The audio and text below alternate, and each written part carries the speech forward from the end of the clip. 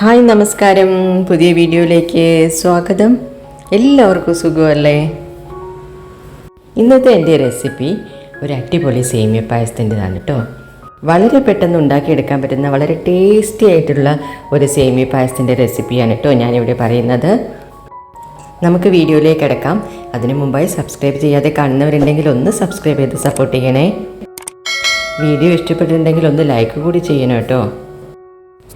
ഞാനിവിടെ എടുത്തിരിക്കുന്ന ഒരു കപ്പ് സേമിയാണ് കേട്ടോ. ഈ സേമിയ ഈ ഒരു കപ്പിൻ്റെ അളവിൽ തന്നെയാണ് ഞാൻ ബാക്കി എല്ലാ കാര്യങ്ങളും ചെയ്യുന്നത്. ഇത് ഏകദേശം ഒരു 100-120 ഗ്രാം സേമിയ ഉണ്ടാവും കേട്ടോ. ഈ ഒരു കണക്കിലാണ് ബാക്കി എല്ലാ കാര്യങ്ങളും എടുക്കുന്നത്. ഇനി നമ്മൾ അടുപ്പിലേക്ക് ഒരു പാൻ വെച്ച് കൊടുക്കുന്നു. അതിലേക്ക് കുറച്ച് നെയ്യ് ചേർത്ത് കൊടുക്കുക കേട്ടോ.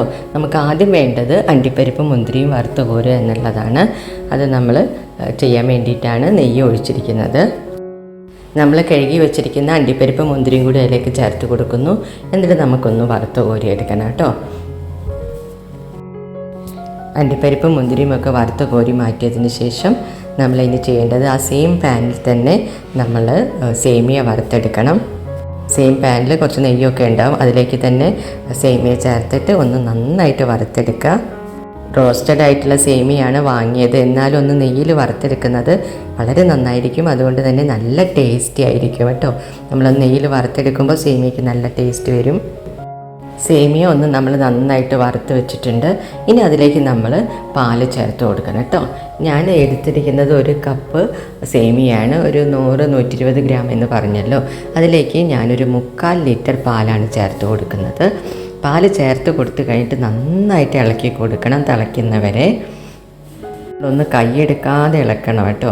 കട്ടി പിടിക്കാൻ പാടില്ല, പാലിന് പാട വരാൻ പാടില്ല. അതൊക്കെ നമ്മൾ ശ്രദ്ധിക്കണം പായസം ഉണ്ടാക്കുമ്പോൾ. പിന്നെ നമ്മളെപ്പോഴും പായസം മൂടി വെച്ചിട്ട് വേവിക്കാറില്ല. കാരണം ഒന്നായിട്ട് ഇളക്കി കൊടുക്കണം. നന്നായിട്ട് ഇളക്കി കൊടുത്തിട്ട് വേണം പായസം വേവിച്ചെടുക്കാൻ വേണ്ടിയിട്ട്. നമ്മുടെ പായസം ഒന്ന് നന്നായിട്ട് ഇതാ കുറുകി വന്നിട്ടുണ്ട് കേട്ടോ. സേമിയൊക്കെ വെന്തിട്ടുണ്ട്. സേമിയൊക്കെ വെന്ത് നമ്മളെ പാലിനോടൊക്കെ നന്നായിട്ട് ചേർന്നിട്ട് നല്ല വൃത്തിയായിട്ട് വന്നിട്ടുണ്ട്. സേമിയ നന്നായിട്ടൊന്ന് വെന്തിട്ടുണ്ട്. സേമിയ നന്നായിട്ട് വെന്തതിൻ്റെ ശേഷം മാത്രമേ നമുക്ക് പഞ്ചസാര ചേർത്ത് കൊടുക്കാൻ പാടുള്ളൂ കേട്ടോ. അല്ലെങ്കിൽ പിന്നെ സേമിയ വെന്ത് കിട്ടില്ല.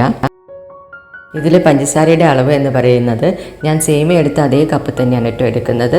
ഒരു 1/2 കപ്പ് പഞ്ചസാര ചേർത്ത് കൊടുക്കുന്നു. എന്നിട്ട് നന്നായിട്ട് ഇളക്കി ചേർക്കുക. നമ്മൾ കണ്ടൻസ്ഡ് മിൽക്കും കൂടി ചേർക്കുന്നുണ്ട് കേട്ടോ. അതുകൊണ്ടാണ് 1/2 കപ്പ് പഞ്ചസാര ആക്കിയത്. പിന്നീട് നമ്മൾ അതിലേക്ക് ചേർത്ത് കൊടുക്കുന്നത് ഒരു 1/2 കപ്പ് കണ്ടൻസ്ഡ് മിൽക്കും കൂടിയാണ് കേട്ടോ. അപ്പോൾ നമ്മൾ 1/2 കപ്പ് പഞ്ചസാരയും 1/2 കപ്പ് കണ്ടൻസ്ഡ് മിൽക്കും കൂടി ചേർത്ത് കൊടുത്തു. അതാണ് അതിൻ്റെ ഒരു കറക്റ്റ് അളവ് കേട്ടോ. കറക്റ്റായിട്ടുള്ള മധുരമായിരിക്കും ഉണ്ടാവുന്നത്. പഞ്ചസാര മാത്രമാണെങ്കിൽ 1 കപ്പ് പഞ്ചസാര തന്നെ നമ്മൾ ചേർത്ത് കൊടുക്കണം. കണ്ടൻസ്ഡ് മിൽക്ക് ഉണ്ടെങ്കിൽ നമുക്കതിന് നല്ല ടേസ്റ്റ് ആയിരിക്കും, നല്ലൊരു കൊഴുപ്പും കിട്ടും പായസത്തിന്. പഞ്ചസാര ചേർത്ത് കഴിഞ്ഞിട്ട് ഒന്ന് നന്നായിട്ടൊക്കെ മിക്സ് ചെയ്തതിൻ്റെ ശേഷം ഒന്നും കൂടി ഒന്ന് തിളപ്പിക്കുക. ഒന്നും കൂടി കുറുകി വരേണ്ടതുണ്ട്. പഞ്ചസാര ചേർക്കുമ്പോൾ കുറച്ചും കൂടി വെള്ളമയമാവും. പിന്നീട് അതിലേക്ക് ഫ്ലേവറിനായിട്ട് നമ്മൾ കുറച്ച് ഏലക്ക പൊടിച്ചത് കൂടി ചേർത്ത് കൊടുക്കുന്നു.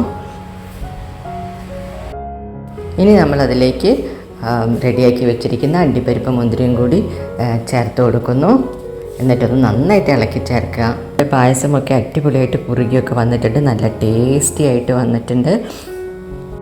എല്ലാവർക്കും വീഡിയോ ഇഷ്ടപ്പെട്ടു എന്ന് വിചാരിക്കുന്നു. എല്ലാവരും ഒന്ന് പായസം ട്രൈ ചെയ്ത് നോക്കുക. വീഡിയോ ഇഷ്ടപ്പെട്ടാൽ ലൈക്ക് ചെയ്യണം. സബ്സ്ക്രൈബ് ചെയ്യാതെ കാണുന്നവരുണ്ടെങ്കിൽ ഒന്ന് സബ്സ്ക്രൈബ് ചെയ്ത് സപ്പോർട്ട് ചെയ്യുക. അടുത്ത വീഡിയോയിൽ വീണ്ടും കാണാം. Thank you.